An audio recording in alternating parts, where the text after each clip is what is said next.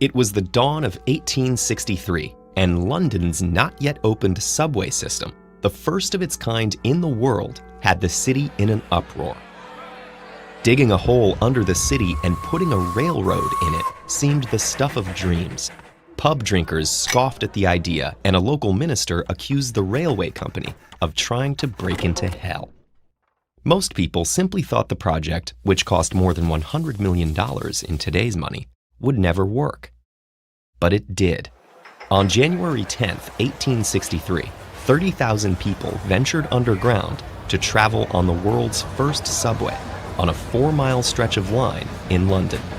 After 3 years of construction and a few setbacks, the Metropolitan Railway was ready for business. The city's officials were much relieved. They'd been desperate to find a way to reduce the terrible congestion on the roads. London, at the time the world's largest and most prosperous city, was in a permanent state of gridlock, with carts, costermongers, cows, and commuters jamming the roads. It had been a Victorian visionary, Charles Pearson, who first thought of putting railways under the ground. He'd lobbied for underground trains throughout the 1840s, but opponents thought the idea was impractical, since the railroads at the time only had short tunnels under hills. How could you get a railway through the center of a city? The answer was a simple system called cut and cover.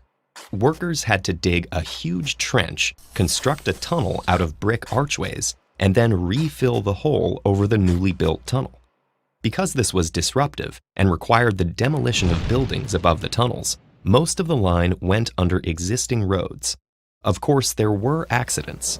On one occasion, a heavy rainstorm flooded the nearby sewers and burst through the excavation, delaying the project by several months.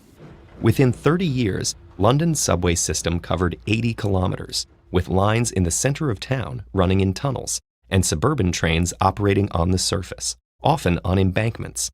But London was still growing, and everyone wanted to be connected to the system. By the late 1880s, the city had become too dense with buildings, sewers, and electric cables for the cut and cover technique, so a new system had to be devised.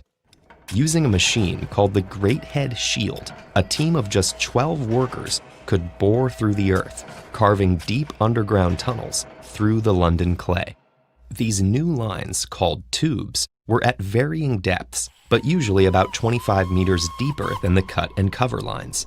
This meant their construction didn't disturb the surface, and it was possible to dig under buildings. The first tube line, the City and South London, opened in 1890 and proved so successful that half a dozen more lines were built in the next 20 years. This clever new technology was even used to burrow several lines under London's river, the Thames. By the early 20th century, Budapest, Berlin, Paris, and New York had all built subways of their own. And today, with more than 160 cities in 55 countries using underground rails to combat congestion,